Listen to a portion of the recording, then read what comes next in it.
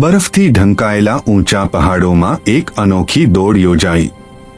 એક તરફ હતી ભારતની બહાદુર મહિલા ત્રિરંગા રંગના કપડામાં, બીજી તરફ હતી પાકિસ્તાનની નિર્ભય મહિલા લીલા રંગના પોશાકમાં। બંને પોતાની તાકાતવર ઘોડા પર સવાર થઈ। ઠંડી હવા, બર્ફીલો રસ્તો અને સામે મોટો પડકાર। દોડ શરૂ થઈ। ઘોડાઓ બરફ પર ફિસલતા હતા, પણ હિંમત અડગ હતી। અચાનક પાકિસ્તાનની મહિલા આગળ નીકળી ગઈ, પણ ભારતની મહિલાએ હાર માની નહીં।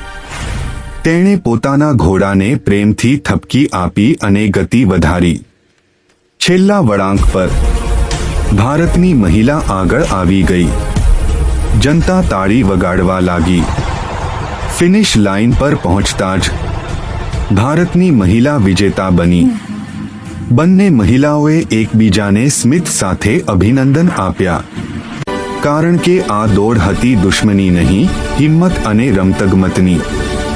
શીખ: સાચી જીત હંમેશા હિંમત અને સન્માનની હોય છે।